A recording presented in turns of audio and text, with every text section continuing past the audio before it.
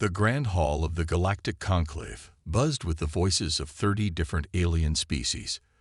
Captain Jack Harrison stood tall despite feeling small. His blue uniform of the Earth Defense Fleet was crisp and new compared to the elaborate robes and armor of the other delegates. "Remember," said his second-in-command, Lisa Daniels, "we're here to make friends, not enemies." Jack nodded. Earth had only discovered faster-than-light travel 5 years ago. They were babies in this cosmic community. Most aliens looked at humans with curiosity or indifference. But the Vicari were different. The Vicari delegation sat across the room. Their scaled bodies were twice as tall as a human. Their 4 arms ended in clawed hands. Jack had been briefed about them. The Vicari Empire controlled 15 star systems and was known for their military might. "The human delegation may approach," announced the conclave speaker, a jellyfish-like creature floating in a gravity bubble. Jack walked forward, his heart beating fast. This was humanity's formal introduction to the galaxy. He had practiced his speech for weeks. "Honorable members of the Galactic Conclave," Jack began, "Earth extends its hand in friendship and peaceful cooperation." Several alien species made sounds of approval. Some even clapped their tentacles or wings together. But the Vicari ambassador, General Drac, simply stared with his yellow eyes. "We may be new to the stars," Jack continued, "but humans have much to offer. Our art, our science, our unique perspective." "Enough of this nonsense," interrupted General Drac. His translator device made his voice sound like gravel. "We have studied your species. You are nothing but primitive primates who got lucky with technology." A hush fell over the hall. Jack kept his face calm even as anger rose in his chest. "With respect, General," Jack said, "we came here to build relationships, not to be insulted." The Vicari delegation laughed. It was an ugly sound. "You think you deserve respect." General Drac stood up. He towered over Jack. "Your people spent most of their history killing each other over tiny patches of dirt. You are violent, short-lived, and weak." Jack took a deep breath. "We have made mistakes, yes, but we have learned from them. We seek peace." General Drac moved closer. "Peace? Your history shows you don't even know the meaning of the word." The tension in the room was thick. Other alien delegates watched nervously. Some were already backing away. "Perhaps we should continue this discussion later," Jack suggested, trying to be diplomatic. General Drac leaned down until his face was inches from Jack's. Then he did something unexpected. He spat directly into Jack's face. The thick, green fluid dripped down Jack's cheek. He wiped it away slowly, fighting every instinct to respond with force. "In my culture," Jack said quietly, "that would be considered extremely rude." What Jack didn't know was that in Vicari culture, spitting on someone was not just rude. It was a formal declaration of war. General Drac smiled. "The Vicari Empire does not negotiate with lesser beings." Suddenly, alarms blared throughout the conclave hall. Lisa ran to Jack's side. "Captain, 3 Vicari warships just appeared from hyperspace. They're attacking our vessel." Before Jack could respond, a massive explosion shook the station. The conclave erupted into chaos. This was a trap, Jack realized. He grabbed his communicator. "All Earth personnel, evacuate immediately. This is not a drill." As they ran for their ship, Lisa looked at Jack with confusion. "What just happened? We didn't do anything to provoke them." Jack had no answer. He didn't understand that he had just been pulled into a war with one of the most powerful empires in the galaxy. What the Vicari didn't understand was that they had just declared war on the most lethal species in the known universe. They would learn their mistakes soon enough. General Drac stood proudly before the Vicari High Command. Large screens displayed the damage done to the human ships. The curved wall of the war room glowed with red light that reflected off their scales. "The humans never saw it coming," Drac boasted. Their faces showed confusion, not fear. They didn't even understand they were at war. Supreme Commander Voss clicked his claws together in approval. An excellent strategy, General. The element of surprise gives us a great advantage. The 7 members of the High Command sat at a round table. They were the most powerful Vicari in the Empire. Each controlled massive fleets and armies. "Show us what we know about these humans," ordered Voss. A hologram appeared in the center of the table. It showed human anatomy. 2 arms, 2 legs, a soft body with no natural armor. "As you can see," said General Drac, "humans are physically weak. They have no claws, no venom, and poor senses. Their planet has low gravity, making their bones fragile compared to ours. Yet they managed to develop space travel," noted Commander Zira, the only female on the council. Drac waved a dismissive hand. "Pure luck. Their scientific development was chaotic and unplanned. They stumbled upon faster-than-light travel through a series of accidents." "What about their weapons?" asked another commander. "Basic energy weapons, nothing we haven't seen before," Drac replied. "Their ships are poorly armored. We stole their military database. Their tactics are simple and predictable."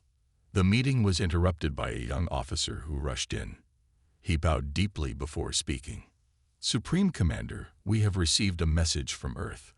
Their governments are asking why we attacked their ships. They claim they don't understand what provoked us." The High Command laughed together. It was a harsh, grating sound. "They play innocent," said Voss. "How amusing. Shall I prepare a response?" asked the young officer.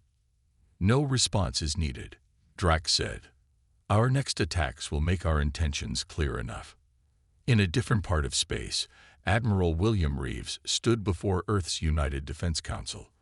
The room was filled with representatives from every major nation on Earth. "The attack was unprovoked," Reeves explained. "Captain Harrison was following diplomatic protocol when the Vicari suddenly opened fire." "How many casualties?"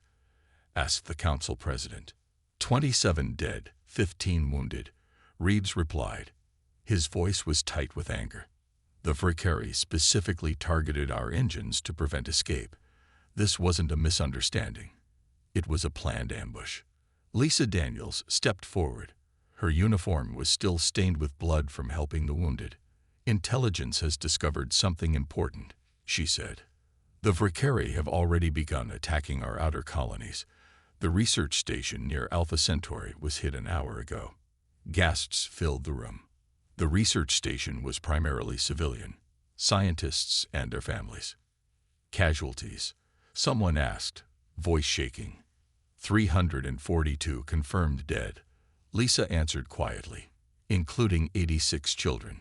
Silence fell over the room. Then the council president spoke. "Admiral Reeves, what do you recommend?" Reeves straightened his back. "The Vicari clearly want war. All attempts at communication have been ignored. I suggest we give them exactly what they're asking for." "But their empire is vast," protested one council member. "They have 15 star systems, hundreds of warships. We've barely established colonies on 3 planets." "Numbers don't tell the whole story," Reeves said firmly. "The Vicari think they know what humans are capable of. They're wrong." "What response should we send them?" asked the president. Reeves thought for a moment. "Something simple. Something they'll understand later, when it's too late." He paused. "Send this message. You've made a terrible mistake." In his war room, Supreme Commander Voss received the human message. He read it and laughed. "Look at this pathetic threat," he told his commanders. "These humans think they can stand against the might of our empire." If only he knew what was coming. For the first time in human history, Earth stood united. The attack on the research station changed everything. Old enemies became allies. Borders that had divided nations for centuries now meant nothing. Commander Susan Blackwood stared at the wall of screens in Earth Defense Headquarters. Her eyes were red from lack of sleep. Her brother had been on that research station. He was a botanist studying alien plants. Now he was gone. "Commander, the United Earth Fleet is assembled," said her aide, Lieutenant Greg Foster. Susan nodded. On the main screen, hundreds of ships gathered in Earth orbit. Some were old military vessels. Others were civilian ships hastily fitted with weapons. It wasn't much compared to the Vicari fleet, but it was only the beginning. "What's the status of Project Awakening?" she asked. Greg checked his tablet. "The first wave of dormant defense systems is online. The Vicari don't know about them." Susan allowed herself a small smile. For decades, Earth nations had hidden their most advanced weapons from each other. Now those secrets were being shared and deployed together. "And the AI combat systems?" "Ready," Greg replied. "We kept those off the official military database that the Vicari stole. They have no idea what's coming." In another part of the galaxy, a Vicari scout ship detected an unusual signal. They followed it to a small human vessel that appeared to be damaged. "Prepare to board," ordered Captain Krell. "Take prisoners for questioning." The Vicari soldiers stormed the human ship with weapons ready. They found 5 human crew members who immediately raised their hands in surrender. "You are now prisoners of the Vicari Empire," announced the Vicari leader. "Resistance is useless." The humans exchanged glances. Then something unexpected happened. Instead of surrendering, the humans attacked with hidden weapons. They fought fiercely despite being outnumbered. Captain Krell watched in disbelief as his soldiers reported the battle. "Why don't they surrender? They can't win." When the last human fell, the Vicari searched the ship. They found something strange. The ship's engine was rigged to explode. The humans had been fighting to buy time. If the Vicari hadn't discovered it, the explosion would have destroyed both ships. "This makes no sense," Krell said. "Why would they choose death over capture?" On the Vicari homeworld, an elderly alien named Professor Zex requested a meeting with the High Command. He was not Vicari but Galarian, a species known for their long lives and extensive knowledge of galactic history. "I must warn you about these humans," Professor Zex told them. His voice was thin with age. "I have studied thousands of species. Humans are different." General Drac laughed. "Different how? They are weak and primitive." "Have you studied their history?" asked the professor. "Humans fought thousands of wars against themselves. They developed weapons that could destroy their own planet. They survived disasters that should have ended their civilization multiple times. Ancient history dismissed Supreme Commander Voss. Their current military is no match for ours."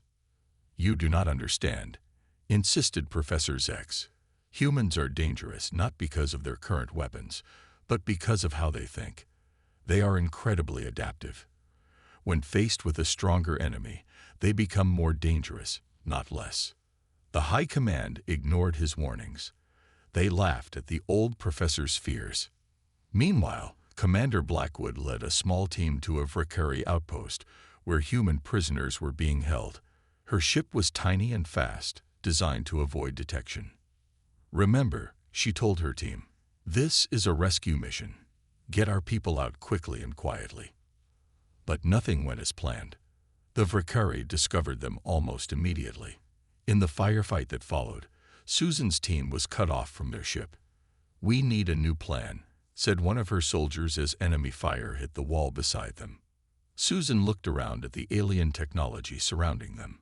Her mind worked quickly, seeing patterns and possibilities. "I have an idea," she said, "but it's going to be loud. Very loud." 2 hours later, the Vicari outpost exploded in flames as Susan's team escaped with all the prisoners. They had turned the Vicari's own defense systems against them. When news of the raid reached the Vicari High Command, the laughter stopped. For the first time, doubt crept in. Perhaps these humans were more dangerous than they appeared. Lieutenant Alex Carter stood before a group of alien allies in a secure meeting room. 3 species had secretly reached out to Earth, offering help against the Vicari. They were smaller powers who had suffered under Vicari aggression for years. "Before we discuss strategy," Alex said, "you need to understand what you're allying with. You need to understand humans." He touched a control panel. Images appeared on the wall screen. Ancient human warriors with spears, Medieval knights in armor, modern soldiers with rifles. Humans have been fighting wars for our entire history, Alex explained. Not just against threats, but against each other. For land, for resources, for ideas. The aliens watched silently. One of them, a blue-skinned diplomat named Kiri, raised a tentacle. "This is not unique," Kiri said. "Many species fight wars." Alex nodded. "True. But humans perfected war in ways most species never imagined. We turned it into a science." More images appeared. Ancient battle formations, guerrilla fighters hiding in jungles, modern special forces training. When the Vicari attacked us, they expected us to fight according to galactic conventions of warfare, Alex continued. They expected us to meet their fleets in open space, to follow predictable patterns. One of the aliens, a reptilian creature named Dex, clicked his teeth nervously. "And you don't." "We adapt," Alex replied simply. "Throughout our history, when faced with stronger enemies, humans found ways to even the odds. We developed tactics that seemed dishonorable to some, but effective to us." Meanwhile, in a distant star system, a lone human destroyer named the Defiant approached a Vicari patrol of 3 warships. The Vicari ships were larger and more heavily armed. "They spotted us," reported the Defiant's sensor officer. "They're moving to surround us." Captain Frank Martinez nodded calmly. "Right where we want them. Begin Operation Trojan." The Defiant sent out a distress signal, appearing damaged and vulnerable. The Vicari ships moved closer, eager for an easy kill. "They're within range," said the weapons officer. "Now," ordered Martinez. The Defiant suddenly released dozens of small objects. They looked like debris, but each contained a powerful explosive. At the same time, the ship's engines fired at full power, pulling away faster than the Vicari expected. The Vicari commander laughed. "They're running away and dropping garbage behind them. Pathetic." Then the garbage exploded.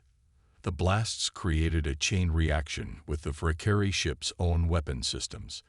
All 3 warships were destroyed. The Defiant didn't survive either. Captain Martinez and his crew had known it was a one-way mission. They had volunteered anyway. Back at the Alliance meeting, Alex showed footage of the battle. "1 human ship for 3 Vicari capital ships," he said quietly. "We call it an acceptable trade." The aliens looked disturbed. This was not how wars were fought in the civilized galaxy. "But the crew," started Kiri. "Volunteered," Alex finished, "because they knew their sacrifice would save more lives in the long run." In the Vicari High Command, Supreme Commander Voss slammed his fist on the table. "How are they predicting our movements?" he demanded. "We change our codes daily, yet they're always 1 step ahead." General Drac had no answer. The war was not going as planned. Humans didn't fight like any enemy they had faced before. Professor Zex was invited back to speak. This time, they listened. "Humans evolved as predators," the old alien explained. "Apex predators on their own world. They understand predatory thinking because they are predators themselves." "What does that mean?" asked Commander Zira. "It means they think like you do," replied Professor Zex. "They can predict what you will do because they ask themselves, 'What would I do if I were hunting?' And then they set traps accordingly." For the first time, fear flickered in the eyes of the Vicari High Command. "Then how do we defeat them?" asked Supreme Commander Voss. Professor Zex shook his head sadly. "I'm afraid you already made your biggest mistake. You killed their young." He looked at each Vicari commander in turn. There is nothing more dangerous in the galaxy than a human protecting its children, or a human seeking revenge for them. 6 months into the war, the tide had turned. The Vicari, who had expected a quick victory, were now losing territory daily. Their once mighty empire was shrinking as humans pushed forward on multiple fronts. Sergeant Maria Vasquez lay perfectly still in the tall purple grass of planet Nexus 7. The colony had been under Vicari control for 3 months. Maria and her team had been on the ground for 5 days, barely sleeping, watching and waiting. "Target convoy approaching," whispered Corporal Ryan Lee through their secure comm channel. "6 vehicles, 22 soldiers by my count." "Copy that," Maria replied. She checked her weapon one last time. "Everyone in position. Remember, we hit hard and fast." What followed was not a fair fight. The Vicari never saw the attack coming. Maria's team had studied their patrol patterns, identified their weaknesses, and struck at the perfect moment. Within minutes, the convoy was destroyed and the human team disappeared back into the wilderness. This same scene was playing out across dozens of occupied worlds. Small human teams causing massive damage before vanishing. On a Vicari command ship, Field Marshal Gorn reviewed the reports with growing concern. "How are they doing this?" he demanded of his intelligence officer. "These humans have been on the ground for days without rest or resupply. Our troops require regular breaks and food. The humans just keep going." The intelligence officer brought up an analysis of human physiology. "We've learned something disturbing about humans. They evolved as what they call persistence hunters. Before they had weapons, they would chase prey until it collapsed from exhaustion." "What does that mean for us?" asked Gorn. "It means they can keep fighting long after our troops are exhausted. They can go days with minimal sleep and still function. Some of their soldiers have been awake for 72 hours straight and still complete complex missions." Field Marshal Gorn stared at the data in disbelief. No Vicari could function without proper rest cycles. Their biology simply wouldn't allow it. In another part of space, a meeting of alien scientists and anthropologists was taking place. They had gathered to discuss the surprising human military success. "The most remarkable thing about humans," said Dr. Plex, a leading xenobiologist, "is not their technology, but their adaptability. They learn from every encounter." She showed the group examples of human equipment captured early in the war compared to current versions. "See how they modify their armor after first contact with Vicari weapons. They've improved their shields to counter Vicari energy signatures. And their weapons now exploit the weak points in Vicari ship designs." "How quickly did they make these changes?" asked one observer. "Weeks," replied Dr. Plex. "Not years or decades as most species would require. Their industrial base completely reoriented for war production in less than a month." Back at Vicari High Command, Supreme Commander Voss faced reality. The war was not winnable in its current form. "We must sue for peace," he told his commanders. "We can offer to return to the pre-war boundaries." "The humans will never agree," said Commander Zira. "They keep pushing forward." Nevertheless, the Vicari sent peace envoys to Earth. They were surprised when Admiral Reeves agreed to meet them. "We offer a return to previous boundaries," said the Vicari diplomat. "All hostilities will cease." Admiral Reeves listened patiently. When the Vicari finished speaking, he leaned forward. "That would have been acceptable 6 months ago, before you attacked our civilians," he said calmly. "Now we require unconditional surrender and full reparations for the lives you took." The Vicari diplomat was shocked. "But that would destroy our empire. Our people would lose everything." "You should have thought about that before you started this war," Reeves replied. His voice was not angry, just matter of fact. "You declared war on humanity. Now you'll see it through to the end." When the Vicari High Command received this response, they couldn't comprehend it. In their history, reasonable compromises were always accepted. The human demand for total victory seemed extreme and unnecessary. "If they won't accept reasonable terms," declared Supreme Commander Voss, "then humans are a threat to galactic peace itself. They must be eliminated, no matter the cost." What the Vicari failed to understand was that humans had one quality no other species had encountered before: the absolute refusal to give up, no matter the odds. The Vicari launched their most desperate attack yet. A massive fleet jumped into Earth's solar system, bypassing the outer defense lines.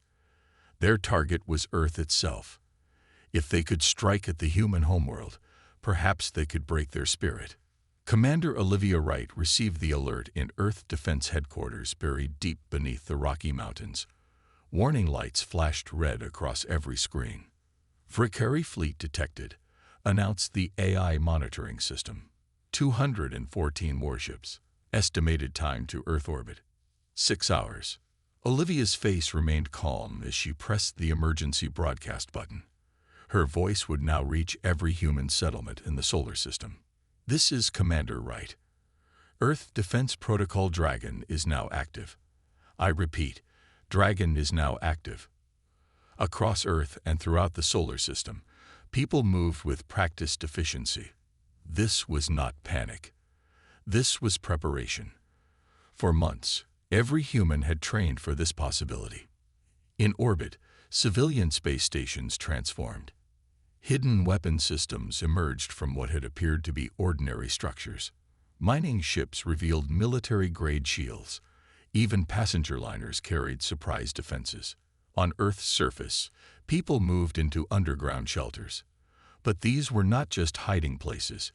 Each shelter contained manufacturing equipment. The entire human population was now part of the war effort. The Vicari fleet approached confidently.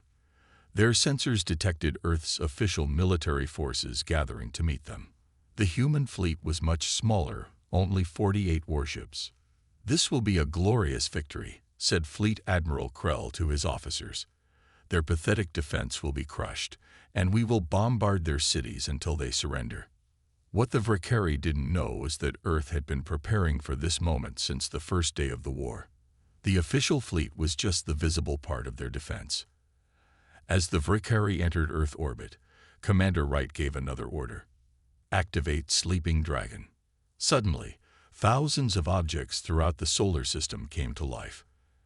Asteroids that were actually disguised weapon platforms, satellites that contained powerful energy weapons, even space debris that turned out to be smart mines. The Vicari fleet found itself surrounded and under attack from all directions. "What is happening?" screamed Fleet Admiral Krell as his flagship shook from multiple impacts. "Where are these attacks coming from?" On his tactical display, new enemy signatures appeared every second. The space around Earth was alive with weapons that had been hiding in plain sight. Even more shocking to the Vicari was when civilian ships joined the battle. Cargo vessels rammed into Vicari warships at full speed. Passenger ships sacrificed themselves to protect military vessels. A Vicari captain watched in horror through his view screen as a human mining vessel, clearly piloted by ordinary workers, not soldiers, deliberately collided with his cruiser's engines. "These humans are insane," he told his second-in-command. "They're sacrificing civilians. That's against all galactic war conventions."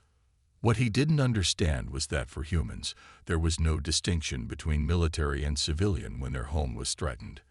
Every human became a defender. In her command center, Olivia coordinated the battle with cold efficiency. Screens showed the Vicari fleet being torn apart. Of the original 214 ships, less than 50 remained after just 2 hours. "They're retreating," reported her tactical officer with satisfaction. Olivia nodded. "Let some escape. We want them to tell the others what happened here." As the surviving Vicari ships fled the solar system, they carried with them terrifying stories. The humans didn't just fight with their military. Their entire civilization was a weapon. Professor Zex met with the remaining Vicari High Command members. Several chairs stood empty. Their occupants had been on ships destroyed in the failed Earth attack. "Now do you understand?" the old alien asked quietly. "Humans don't just use weapons. When threatened, they become weapons. Every one of them. Their entire society transforms." Supreme Commander Voss stared at the battle reports in disbelief. No species they had ever encountered fought this way. "We must strike back harder," he insisted, though with less conviction than before. Professor Zex shook his head sadly. "I fear you have awakened something that cannot be stopped. The humans will come for you now, and they will not show mercy." Admiral Reeves stood on the bridge of the flagship Invincible. The massive view screen showed hundreds of human warships assembled in formation. It was the largest fleet humans had ever built. "All ships report ready, Admiral," said his communications officer. Reeves nodded. "Begin the jump sequence." Destination: Vicari Prime. The human fleet vanished into hyperspace, bound for the heart of Vicari territory. The final offensive had begun. Captain Eric Russell led a team of 12 Special Operations soldiers. Their ship was tiny, designed to avoid detection. While the main fleet would engage the Vicari forces directly, Eric's team had a different mission. "We'll have one chance at this," Eric told his team as they approached Vicari Prime. "Our job is to infiltrate the Imperial Palace and capture their military command codes." His second-in-command, Lieutenant Sofia Garcia, studied the holographic map of their target. "Security will be extreme. The entire planet is on high alert.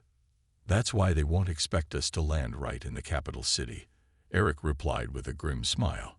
"Sometimes the boldest move is the safest." Their ship slipped through the Vicari defenses by hiding in the shadow of a cargo vessel. They landed in an industrial zone and quickly disguised themselves as maintenance workers. Meanwhile, the human fleet emerged from hyperspace at the edge of the Vicari system. Alarms blared across every Vicari military installation. "Human fleet detected," shouted a Vicari officer. "Over 500 warships." Supreme Commander Voss could not believe the display. 6 months ago, humans had barely 40 military vessels. Now they had hundreds, all built while fighting a war across multiple fronts. "How is this possible?" he whispered. Professor Zex, who had remained as an advisor, answered quietly. "I tried to tell you. When humans mobilize for war, their entire civilization transforms. Every factory, every resource, every person is dedicated to the effort." The Vicari population watched in horror as the human fleet approached their homeworld. They had been told they were winning the war. Now enemy ships filled their skies. In the palace, Eric's team moved carefully through service corridors. Their disguises worked perfectly. Vicari were so convinced of their superiority that they never imagined humans could infiltrate their capital. "Command center ahead," whispered Sofia. "Guards at the entrance." Eric gave hand signals to his team. They moved with practiced precision. The guards were neutralized silently, and the team entered the command center. Inside, they found something they hadn't expected: data files for a Doomsday weapon. The Vicari Emperor had ordered its construction in secret. If activated, it would create a chain reaction that would destroy not only Vicari Prime, but several nearby star systems. "We need to warn the fleet," Eric said urgently. He copied the files while his team secured the room. Aboard the Invincible, Admiral Reeves received Eric's message. The situation had suddenly become more complicated. If they pushed the Vicari too hard, the Emperor might activate the weapon out of desperation. "All ships hold position," Reeves ordered. "Do not advance further." The human fleet stopped its approach, maintaining a blockade formation around the planet. The Vicari Emperor, a massive figure named Drex, addressed his military council. "If the humans will not retreat, we will use the Void Catalyst," he declared. "Better to destroy everything than surrender to inferior beings." General Drac, once so confident, now looked alarmed. "My Emperor, the weapon will kill billions of our own people." "A necessary sacrifice," replied Emperor Drex coldly. "The Vicari Empire will never bow to humans." What neither the Emperor nor his generals realized was that Eric's team had planted devices throughout the palace. Every word they spoke was being transmitted to the human fleet. Reeves faced an impossible choice. If he ordered an attack, the Emperor might activate the weapon. If he retreated, the Vicari would rebuild, and the war would continue. "Sir," said his strategic officer, "Captain Russell is requesting permission for an alternate approach." "What does he have in mind?" asked Reeves. "He wants to address the Vicari people directly.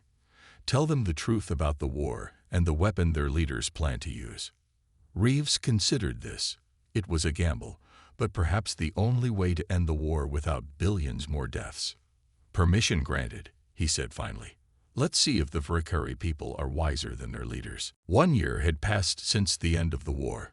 The Grand Hall of the Galactic Conclave was filled once again with representatives from across the galaxy, but things were very different now. Lisa Daniels, once a military officer, now stood as Earth's ambassador to the Conclave. The blue uniform of the Earth Defense Fleet had been replaced by elegant diplomatic robes. "The rebuilding of the former Vicari worlds continues ahead of schedule," she reported to the assembly. "With human assistance, their infrastructure is now 70% restored." The Vicari representative, Council Leader Tavik, nodded in agreement. He represented the new Vicari Federation, a democratic government that had replaced the fallen empire. Few could have predicted this outcome when Captain Russell had made his desperate broadcast to the Vicari people. He had shown them proof of their emperor's plan to destroy their own world, rather than surrender. He had offered them a choice: continue following leaders who would sacrifice them, or take control of their own future. The response had shocked everyone. Ordinary Vicari citizens had stormed the imperial palace. They had captured the emperor and his generals before they could activate the Doomsday weapon. Now, a year later, humans and Vicari worked side by side. Human doctors treated Vicari wounded. Human engineers helped rebuild destroyed cities. The same determination that had made humans unstoppable in war now drove them to heal and rebuild.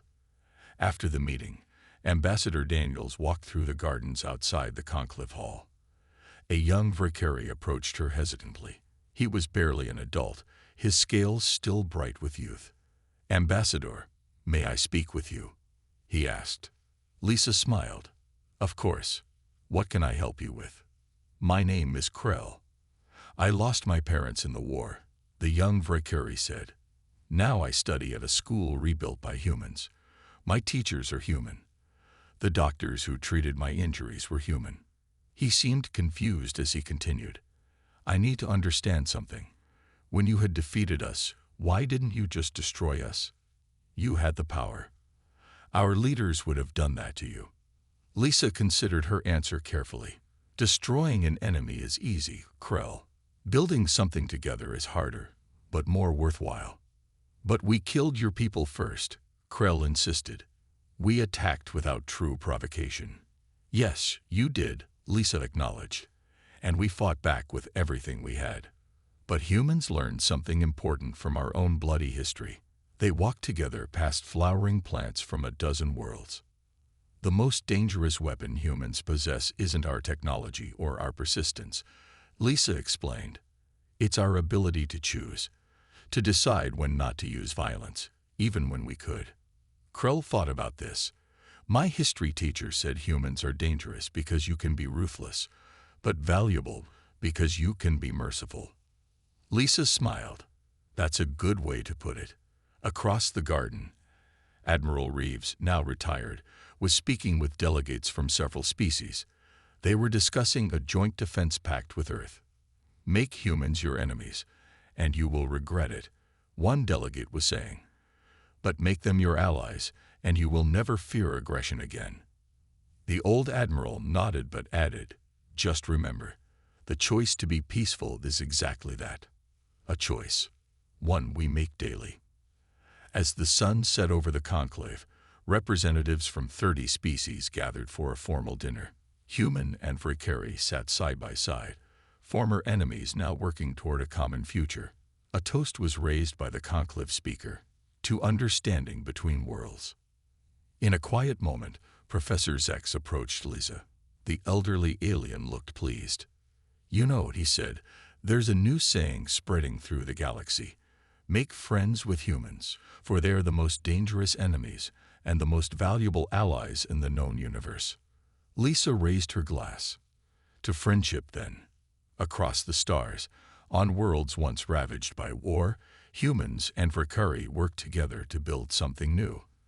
The same determination that had made humans lethal in battle now made them extraordinary in peace. The most dangerous species in the galaxy had proven something important. True strength lies not just in the ability to fight, but in knowing when to stop fighting and start building.